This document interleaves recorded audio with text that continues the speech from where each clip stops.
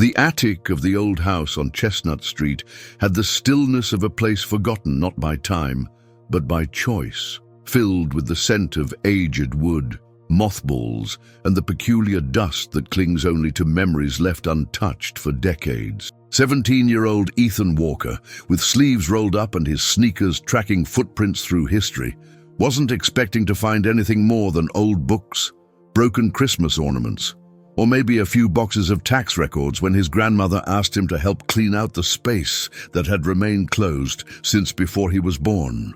The late afternoon sun, filtered through a narrow window streaked with years of weather and silence, fell in slanted beams across the floorboards, catching on cobwebs and flickering across a pile of vintage suitcases, a stack of old hat boxes, and a dusty folding chair that creaked under Ethan's weight as he stepped around it. It was behind one of those suitcases, wedged between an old wool coat and a forgotten box labeled Jim's Tools, that he discovered a flat, brittle cardboard container, wrapped in twine so dry it snapped when he touched it, revealing what could only be described as a quiet archive of another man's life. Inside the box, laid out in careful chronological layers, were newspapers from the final years of World War II, dozens of them, yellowed, cracked along the folds, and pulsing with history, their headlines screaming in bold type about bombings, victories, defeats, and the long-awaited peace that still hadn't arrived by the time the ink had dried. Ethan, initially flipping through them in search of something usable for a school project about American involvement in the liberation of Europe, scanned each page with the mild detachment of a student chasing extra credit, until his eyes fell on a particular edition of the Philadelphia Inquirer, dated June 5, 1945, and the air in the attic seemed to shift. It was a feature on Allied soldiers involved in the liberation of concentration camps across Germany, a page filled with photographs, names, and brief stories. And there, in the center of it all, beneath a grainy black and white photo of American soldiers standing in front of the twisted wire fences of Bergen-Belsen, was a name and a face that made Ethan drop the newspaper onto his lap and just stare. James Walker, his grandfather, not the man he remembered sitting quietly in the back porch rocking chair, sipping black coffee and humming old gospel tunes under his breath, not the man who taught him how to tie a proper fisherman's knot or who fixed every broken zipper and torn shoelace, with hands that had known hard work but never, until now, the burden of war. In this photograph, James Walker stood tall in uniform, boots thick with mud, helmet tilted just enough to cast a shadow over his left eye, his expression solemn, alert, and unmistakably proud. And the caption beneath read, "James Walker, U.S. Army Staff Sergeant, credited with leading the escape of prisoners during the liberation of Bergen-Belsen, April 1945. The attic fell silent in a different way then, not the silence of an empty room, but the silence that settles over someone who has just realized they've never really known the person they thought they knew best. Ethan sat still for a long moment, the paper trembling in his hands, his heart pounding with a mixture of awe, confusion, and something that felt almost like betrayal. How could this have never been mentioned? How could his grandfather, the man whose entire legacy, as far as Ethan knew, was defined by quiet routines, worn work boots and shoe polish, have been a war hero? Why hadn't his father ever said anything? And had his grandmother known all along? He looked across the attic at the open window, where a gentle breeze stirred the yellowed edges of history, and then down toward the garden, where he could see his grandmother bent over her flower beds, her wide-brimmed sun hat tilted slightly forward as she gently tended the tulips, unaware that just one floor above, her grandson was sitting cross-legged on the attic floor, holding in his hands a story that would unravel everything they thought had been safely laid to rest. If this story is already moving you the way it moved me while writing it, leave a like and subscribe to the channel. It helps us keep telling true stories that inspire, heal, and surprise. And now, get ready, because what comes next changes everything. Ethan came down the stairs with the newspaper still clutched in his hand, his fingers leaving faint prints on the fragile page as though he were afraid it might disappear if he let go. His legs moved almost on instinct, and by the time he reached the kitchen, the scent of chamomile tea, warm bread, and old wood wrapped around him like a blanket, so familiar, so ordinary, and yet now impossibly changed. His grandmother Margaret was sitting at the table with her hands wrapped around a mug, humming quietly, along with a gospel song drifting from the little radio above the sink, unaware of the storm that had just begun to stir in her grandson's chest. Without saying a word, Ethan laid the newspaper open on the table in front of her. She glanced down, expecting maybe an old headline, a funny cartoon, something nostalgic. But when she saw the photo and the caption, her fingers froze mid-air. Her eyes, once clouded with age and memory, suddenly sharpened, and her breath caught in a way Ethan had never witnessed. She stared at the page as if it were a ghost. When she finally spoke, her voice was no louder than a whisper. He never talked about that, not once. Ethan sat down across from her, searching her face for any clue, any hidden truth, any sign that she had known all along. "Did you know about Bergen-Belsen? About the prisoners? That he led something like that?" Margaret's gaze didn't leave the photo. She reached out almost instinctively and let her fingers trace the outline of James's face in the image, as though trying to connect this uniformed man to the quiet husband she had known. "I knew he served. I knew he came back different. But no, he never told me this part. After the war, he hardly spoke at all for nearly 2 years. He would sit on the back porch and just stare out into the yard for hours. I used to think he was waiting for something to grow that never did." Ethan listened, his chest tightening.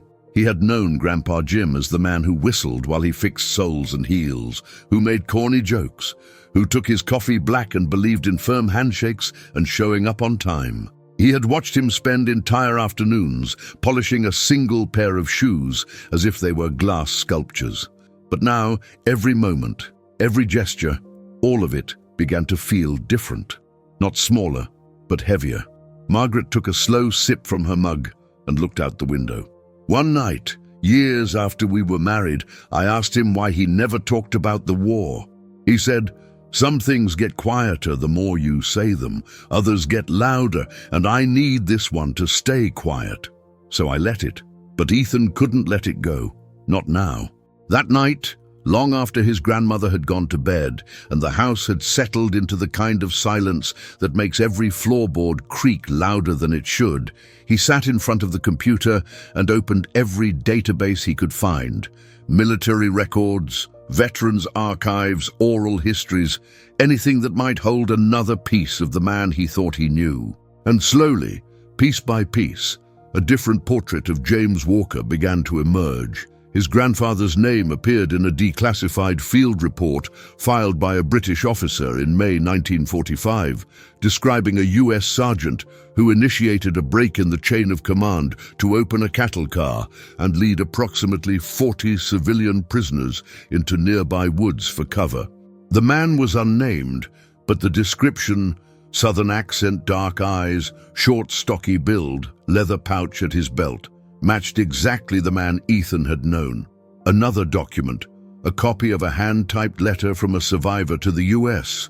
Army in 1947 thanked an unnamed American soldier who had acted without orders and with great personal risk, and who disappeared before anyone could even learn his full name. And suddenly, Ethan saw it all differently. The way his grandfather's hands trembled on stormy nights, the panic in his eyes when he heard sirens on television, the way he always stepped back when he saw a uniform, even in a parade. These weren't random quirks or signs of aging. They were fragments of a man who had seen more than he could carry and chose to carry it anyway. The next morning, Ethan returned to the kitchen, a printed report in hand. Margaret was already there, humming again, folding laundry at the table like any other Thursday morning. He placed the paper beside her and waited. She read slowly, lips pressed into a thin line, and when she finished, she simply nodded. He always said he wasn't brave, He just did what needed doing. And he didn't want a medal for that. He wanted peace. Ethan looked down at his hands that shared the same shape, the same strength, and understood something he never had before, that sometimes the greatest courage is not in the stories we tell, but in the ones we carry alone. The attic had become a place Ethan couldn't stay away from, as if something within those dusty beams and aging boxes was still whispering to him. Something not yet fully revealed, something waiting for its moment to surface after a lifetime spent in silence. His grandmother had gone to visit a neighbor, and he was alone in the house again, the spring breeze moving gently through the open windows, the ticking of the hallway clock echoing softly through the floorboards. He climbed the attic stairs slowly, flashlight in hand, this time not looking for newspapers or headlines, but for the spaces in between, for the private, for the hidden. And he found it behind a stack of worn winter coats and a broken fan blade, beneath a folded wool blanket that smelled of cedar and old years. A small wooden box, hand-carved, with a faded lock that had long since rusted open. Inside were letters bound together with a fraying red ribbon, not many, but enough to change everything again. They were addressed not to Margaret, but to a woman named Helen, postmarked from Europe, each one dated between 1943 and early 1945. Ethan sat cross-legged on the attic floor, heart pounding as he untied the ribbon and opened the first letter. The paper was thin, nearly translucent with age, and the handwriting, sharp, hurried yet careful, belonged unmistakably to his grandfather. But this was a voice he had never heard before, a different man, one who wrote not in fragments or formalities, but in vivid, trembling truths. I don't know how much longer this will go on. The days blend together, the hunger is louder than the silence, and I think about you constantly, as though keeping your name in my mind might keep my sanity intact. I saw something yesterday that I can't unsee. I won't write it here. Some things don't belong on paper, but I will tell you this.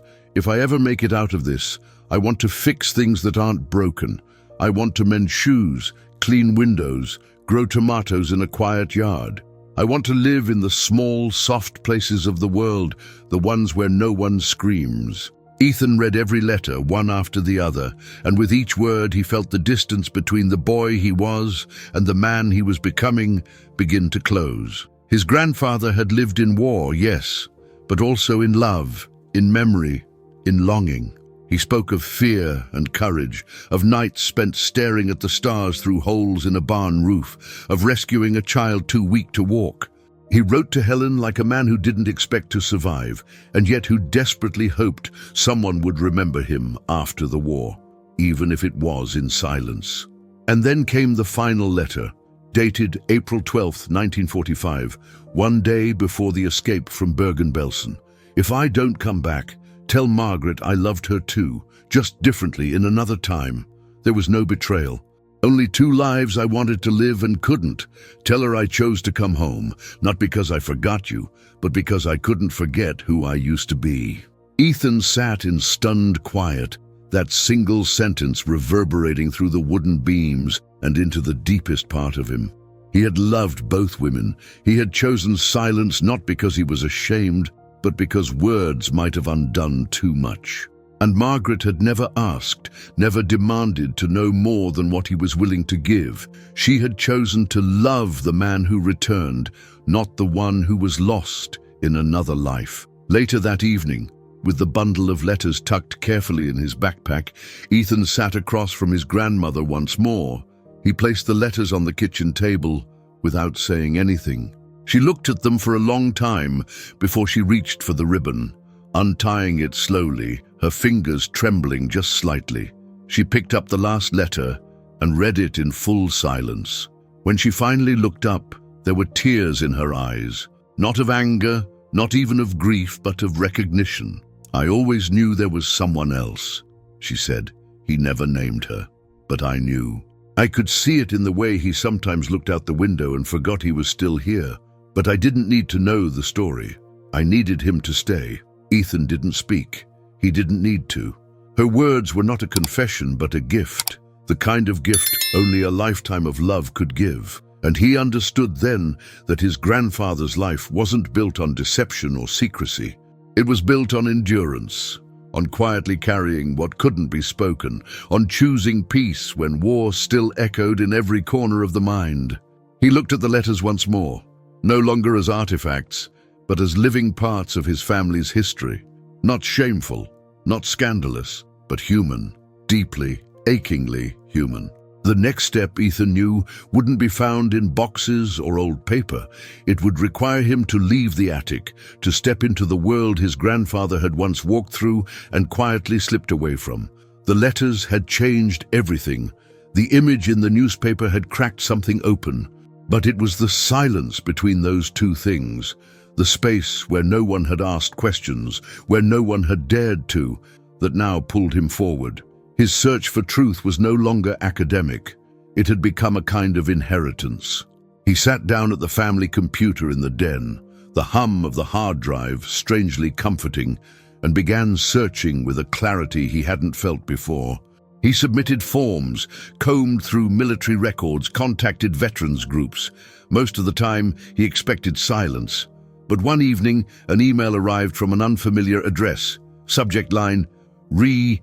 James Walker, Bergen-Belsen Inquiry. The message was from Dr. Samuel Reiner, a retired professor and Holocaust researcher who had spent the last 20 years compiling testimonies from survivors and Allied soldiers involved in the liberation of concentration camps. Ethan read every word, holding his breath as the truth began to take form. I believe your grandfather may be the unnamed American, referenced in several survivor interviews collected between 1952 and 1968. Many described a U.S. staff sergeant who, during a chaotic transport near Bergen-Belsen, intervened when SS officers abandoned a group of prisoners in a derailed train. The accounts say he opened the car himself, helped women and children down, and led them into a nearby forest, returning more than once under fire to bring others. He refused to give his name. One survivor recalled him saying, "Don't remember me, remember what you survived." Ethan sat back in the chair, stunned. It had always seemed strange how his grandfather avoided parades, never wore his uniform to Veterans Day events, changed the channel whenever war footage came on. It hadn't been indifference. It had been weight, the kind of weight that memory carries when there's no one strong enough nearby to hold it for you. He reached out to Dr. Reiner, and they arranged a call. The voice on the other end was slow, deliberate but clear. The voice of someone who'd spent his life walking carefully through the ashes of other people's pain. Dr. Reiner confirmed what Ethan suspected. No formal record of James Walker's actions had ever been filed, and it was very likely by his own request. But the testimonies were real, the memory was alive, and it was time someone spoke for it. Would you be open to letting us submit his name to the U.S. Holocaust Memorial Museum's database of verified rescuers? Dr. Reiner asked gently. We don't need medals or ceremonies. We just want the story preserved. Ethan didn't know what to say. A part of him screamed yes, but another hesitated, because this wasn't just about memory. It was about respect, about what James Walker had chosen to leave buried. So he asked for time. And before making any decision, he went to the one person who might understand. Margaret was sitting on the front porch, a shawl wrapped around her shoulders despite the warm air. She listened quietly as Ethan explained everything. The email, the call, the testimonies. He waited for resistance. He expected uncertainty. But she only nodded slowly, looking out at the street, her eyes fixed on something long gone. He never wanted the world to see him as anything but a man who came home, she said. But maybe now, someone needs to know why he never slept through a thunderstorm. Maybe now, someone's ready to carry it with him. And then she stood, walked inside, and came back with a small blue velvet pouch. She placed it in Ethan's hand. Inside was a tarnished lapel pin, the emblem of his grandfather's unit, along with a crumpled photo Ethan had never seen. James, smiling, standing among civilians near a broken train car, a child clinging to his arm, no weapons in sight, only bread, water, and a look that said more than words ever could. "He kept this hidden," Margaret said. "I think he was waiting for someone who could see it for what it really was." The next day, Ethan emailed Dr. Reiner with a single sentence: "Yes, let's remember him." And in that decision, he felt something shift, not the end of grief, but the beginning of legacy. Weeks passed, and the story Ethan had uncovered no longer felt like just a piece of his family's past. It had become a quiet, living part of his present. Every drawer, every photo frame, every familiar object in the house seemed to carry new weight, new texture. What once were background details of a simple life had become symbols of sacrifice, of survival, of a man who had chosen to carry his heroism in silence rather than cast it in bronze. Ethan decided to create something, not for public recognition, not for history books, but for his own community. His high school history teacher had offered him space in the school library for a display, and so he began to plan a small memorial. He didn't call it an exhibit or a tribute. He called it a quiet kind of courage. He carefully arranged the materials: copies of the letters to Helen with names redacted for privacy, a printout of the 1945 newspaper article from the Philadelphia Inquirer, the testimony excerpts shared by Dr. Reiner, and the faded lapel pin from James's old uniform. At the center of the display, framed in weathered oak, was the black and white photo of James holding the child beside the derailed train. Beneath it, in simple type, one sentence: "Some heroes return home and just want to be husbands, fathers, shoemakers, not statues." On the morning the display opened, students passed by curiously, some pausing, others asking questions. Teachers read the letters, visibly moved, one even wiping tears away as she whispered, "My grandfather never talked about the war either." The principal stopped Ethan in the hallway and said, "This is the kind of story that makes history matter." That evening, Margaret visited the school alone. She stood in front of the photo for a long time, not saying a word. Then she reached into her purse and pulled out a single white gardenia, James's favorite flower, the one he used to grow on the back porch each spring. She placed it carefully on the display table, looked at the picture one last time, and spoke softly, not to Ethan, not to the students, but to the man she had loved for over 5 decades. "I know you didn't want this, but I think someone out there needed it. Maybe even me." As she turned to leave, she pressed a small handwritten note into Ethan's palm, folded neatly, like something prepared long ago. He waited until he was alone to open it.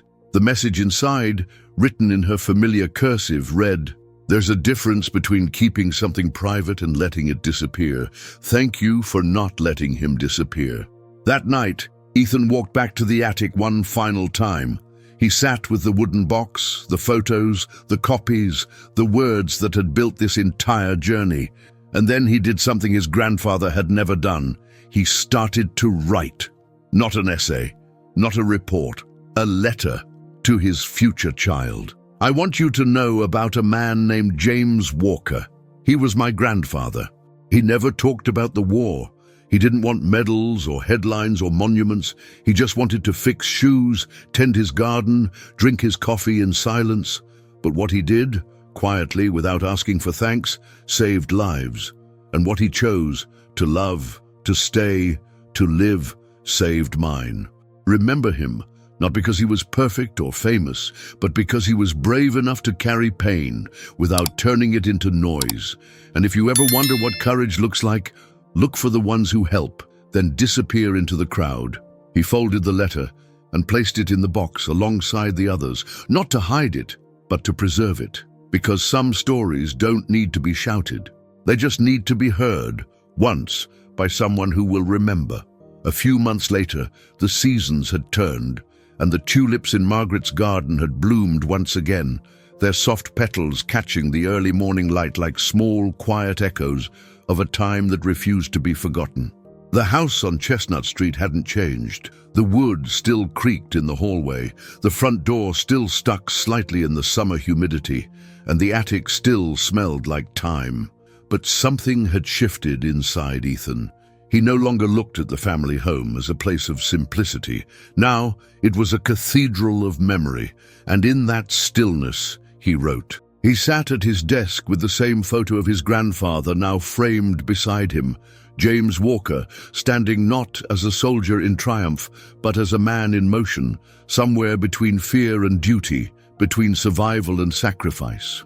Ethan titled the piece, "The Hero in the Attic," and wrote not with the voice of a student fulfilling an assignment, but with the clarity of someone who had inherited something sacred, a story that had survived through silence. His words traveled further than he expected. First, a local veterans newsletter picked it up. Then a national non-profit for intergenerational memory sharing published it online. Within weeks, Ethan was receiving messages from strangers, sons and daughters, grandchildren, even great-grandchildren of veterans, all saying the same thing. "Thank you. I never knew this about my grandfather either." The U.S. Holocaust Memorial Museum reached out with a formal request to archive James Walker's name and story in their digital database of rescuers and witnesses. There would be no statue, no ceremony, but his name, long held in silence, would now quietly live where it belonged, among those who had risked everything not for glory, but because doing the right thing was the only thing left to do. At the dedication, Ethan and Margaret stood together. She wore James's old navy coat tailored decades ago, and pinned to it was the same lapel emblem he had once hidden away. When Ethan stepped forward to place the letter he had written into the museum's sealed collection, he said only one thing. He didn't want to be remembered like this, but I think he'd understand why it matters. Later, back home, they had a small marker added to James's gravestone. Nothing grand, just a line below his name. He came home. He stayed. He was brave. Ethan would carry his grandfather's story for the rest of his life, not to turn it into a performance, but to protect it, to honor it, to pass it on. Because the truth doesn't always need a monument to endure. Sometimes it just needs someone to remember. We share new stories every day, true accounts that move, inspire, and reveal the quiet courage in ordinary lives. If this one spoke to you, subscribe to the channel, leave a like, and share it with someone who might need to hear it.